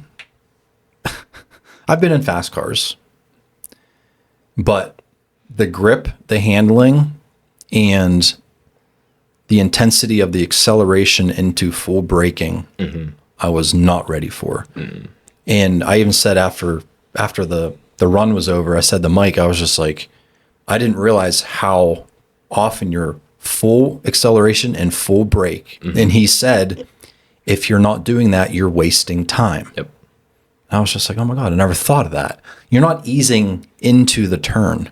You're getting there as fast as you can and braking at the last possible second, and then full throttle, or you have to ease out of the turn typically. But anyways, I'd never thought of that. Yeah. Like, yeah, you're wasting time if you're not doing that. It's the biggest balance between being violent and precise at the same time. Yeah. Like, because you have, the tire has, this is going to get into some real nerd shit real quick, so I'm sorry. But Bring it on. you've got the traction circle of the car can accelerate this hard, it can decelerate this hard, and you can turn this hard either way. You can make X amount of G's around the outside of this circle, but you can only do it in one direction. So you can't, because when you've got your Y max and your X max, you know, if you're doing them both at the same time, this line is bigger than the two, right? It's Pythagorean theorem, right? Yep. So it's going around a circle, right? See, we're getting into the weeds here. Where's the cafeteria? Yeah. So like you're on the brakes as hard as you can, but the second you start to turn the wheel, you need to start easing into the brakes because now you're using a little bit of the lateral load of the tire. So it's that immediate violence of being on the, and if you've never been in a car that's on good tires with good brake pads, it is nauseating. I didn't throw up, but I was sick, and it took a good hour for me to feel like normal again after it. Oh yeah, I can't. Full disclosure, I cannot ride with anyone on the track anymore. Yeah. I get if you're sick. not in control, it's different. Yeah. I couldn't prepare, and I said this to Mike after the fact. He knows when he's braking and how hard he's braking and how hard I don't know. Right. So I can't prepare my body for those G forces. Yeah. And that's what makes you sick. Yep. And that's, so you're experiencing it all in one direction, and then as you start to turn the wheel into the turn, you've got to come off the brakes a little bit, and you're just trying, the way to be the fastest around the track is to maximize that friction circle, is to keep the G forces as high as possible. So you should roll into the turn and roll off the brakes. And now, instead of being flat out aggressive, your foot has to be like so careful, and the brake pressure is very sensitive in a car. And the input of the steering, and you feel the car sort of rotate a little bit. And then in a case like Mike's, where the V makes some steam, to say the least, Oh, yeah. you got to be careful getting back on the gas as well, because you can't just floor it. Like, ideally, you want to be on the brakes halfway through the turn and start to roll into the gas on the other half of the turn. And that's how you've gone all the way around the friction circle. And that's the optimal line and optimal, amount of grip. But in his car, where it has a shit ton of torque, if you get in the gas too hard, the rear tires lose all their grip. Yep. And so now you're being really careful again. And we always talk about the SpongeBob big toe, where his toe comes out of his shoe, and you got to be real easy on that gas as you're unwinding the wheel again. And it's such a balance between aggressiveness and finesse, and it's. I mean, I have a great appreciation for we'll just say race car drivers as a general term. It is so technically in depth with the heel toe, especially with manual transmissions, and you have 3 pedals now, so you have to downshift but keep your revs up and rev match, and it takes a lot of skill. And for those that think race car driving is just a dumb sport, you floor it and you just no. It's very technically involved. It's still dumb. It's still a waste of money, but it's awesome. It is very expensive. It happens. Yeah. So when are you going to get that GT3? Is that like your dream? Yeah. So, and I've started to learn this about myself a little bit. I'm more into the driving now than I am of the car per se. So I like cars that have like a great driving experience, not necessarily this car's cool. Like we mentioned Miatas earlier. My friend Cam has what is, in my mind, the best autocross car. It's a newer Miata. I think it's a 19. And it's prepped for this street touring roadster class. And it's got, everything done to it for the class. It's everyone in the class has the same thing, give or take. And it's just like perfect. And it's a Miata, it's like nothing crazy. His, like, the front bumper's like sort of falling off a little bit. It's a black bumper on a red car. It's like on the outside, you're like, dude, that thing's a piece of shit. But you drive it and it's and there's more expensive cars than Porsches and there's faster cars than Porsches. But that is the pinnacle in most people's minds of driver experience is driving a GT3 or GT3 RS. I've heard the same thing. Yeah. So that is in terms of cars, that's the end goal. That one's set in stone. It's a hell of a goal. It really is. It's a lofty one. You can do it. All right. You know what time it is. Oh boy. We're going to move these out of the way. All right. You've seen the episodes. I've seen you know what's going on right now. All of the episodes. I appreciate your support. Oh yeah, I watched the last one today. It's on Spotify. Okay, good. Yeah. With Dom. With Dom, yeah. Don. I practice that accent so much. Don Ackenberg. Or Dom Ackenberg. Yeah. Okay. Okay. I'm going to ask you a question here. Mm-hmm. And I'm going to you can start whenever you feel like it. Okay. Go ahead. If you could spend 1 hour with your dad, Ooh. What would you do? I'd spend half of it in the car for sure, because I wasn't into that kind of stuff, and he'd never been around that. And I think I would just spend another 30 bullshitting. I think that'd be the way to go. And that is like one thing that, because I picked it up after he passed, and that is one thing that I wish I could share. Share that passion with him. Right, because he was never, his dad was into cars, but into cars and not racing. So we don't have anyone in our family that's done this kind of stuff before, and it's such a unique experience that I know he'd love it, because it's the coolest shit, dude. Well, I think he'd love it because you love it. And right? Yeah, that's how we got into baseball. He played football growing up. He went to college for football. He played baseball till he was 11 or whatever and quit. And then all of a sudden, me and my brother loved baseball, and he, learned to love it and ended up coaching it. And yeah, I would love to just one lap, and even in the RSX, even though it's not that fast, just around the track just to show it off. And I had a feeling that was going to be your answer. Mm-hmm. And, before I have a guest on, I think of a question to ask that is going to be, I try to be unique. Mm-hmm. And I have to be careful with the question I ask, because I never want it to be a uncomfortable or too deep of a question. Right. But I had a feeling that you were going to say that. Yeah. With the little I knew about you, mm-hmm. I was just like, yeah, he's going to want to ride with him. Yeah, it would be awesome. I've taken my mom on the street once, and she cried. In fear? Yeah. And that was on the old tires, no suspension work done yet. And this summer, June 29th and 30th, if you're free, we're going to have one of those track days where me and Mike can take passengers. And I cannot wait to get my mom in the car, because she has no clue what's coming. You're going to have a camera ready, right? Oh, I went and bought. So last year I took some friends for ride-alongs, and because I'm competitive, I have a camera in the car all those times.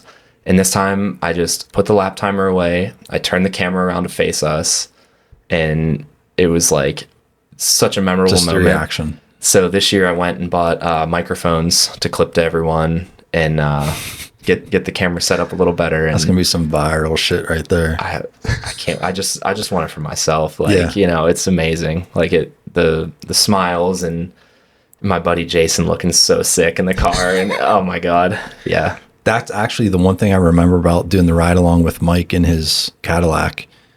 I laughed the entire time. Mm-hmm. I could not stop laughing because it's almost like you're laughing because you can't believe you're going this fast around turns, right, and braking this hard. And it's just, I'm a car guy too, so it's just like, this is the coolest thing ever. Yeah, it's I so just insane. Laughed, but that's a good answer. Mm-hmm. I know he'd be proud of you, and I know that. he'd really enjoy sharing those passions with you. Mm-hmm. And being that you can't share it with him and being able to share it with your mom, I think that's going to be a huge deal for you. Oh yeah. And hopefully she doesn't throw up, and hopefully she enjoys it just because you enjoy it. Right. Mm-hmm. But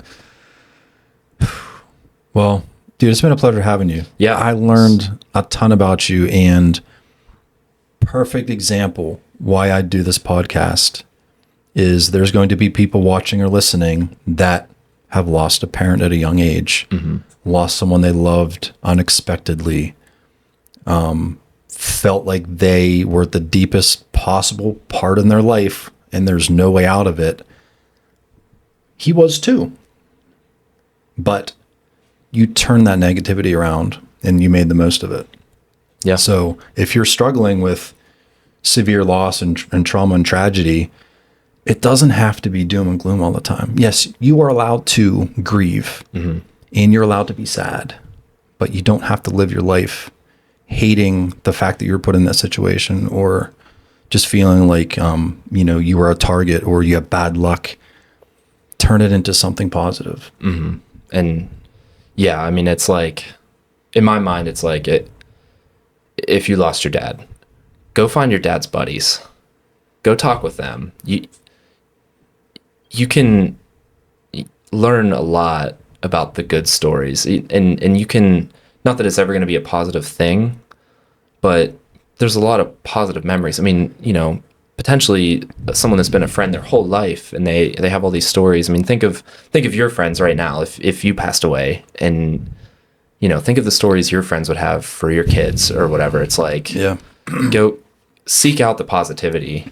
And I didn't have to seek it out because it came to me, but it's like I feel that I feel like it's good advice at this point that I learned almost, not even of my own accord, but just there's positivity in every situation. And it's like, maybe you got to find it sometimes. Not only find it, but you have to uncover it because it's in there. Yeah. Your mindset is in your control. Right. No one's making you feel a certain way. That's up to you. So you just have to pull the cover away sometimes, right? And the fact that your dad impacted as many lives as he did makes me think of another conversation I had on another episode is when I pass, I want to be remembered for those I impacted and what I did for society, because that doesn't go away. Right. I don't want to be remembered for a car or a house or my salary or the material shit, because that does go away. But your dad's a perfect example of that. And I think you're on that same path of impacting people that are going to remember you for how you impacted them. And you admitted that you want to be a better person. Yeah. So, and I think, the coaching thing appeals to me now because of, everything he did for me and my friends and people I didn't even really know that were my age. We played Little League and whatever, but right now it's looking like cars, but I would love to get into coaching, and I don't feel that I'm there yet, but to be able to see that spark in someone when the gears, start grinding or the light bulb turns on. And I mean, I'd really love to get into that and be a car instructor.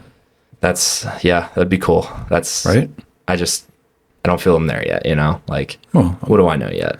Just saying. I think that would scratch your itch. 100%. You're coaching. Yep. You're training and you're doing something you love at the same time. Yeah. Yeah. That's maybe maybe that's the end goal then. But Just a thought. yeah, All right, man. cool. Thanks for coming. Yeah, dude. Awesome conversation. Mm-hmm.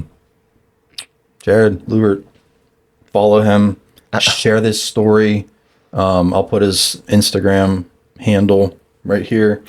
Come out to the racetrack, watch him race, cheer him on, support him as his dad supported others and he's supporting others. So I'll see you guys on the next episode of Barbells and Bourbon. Peace. All right. Dude, that was awesome, man. Yeah.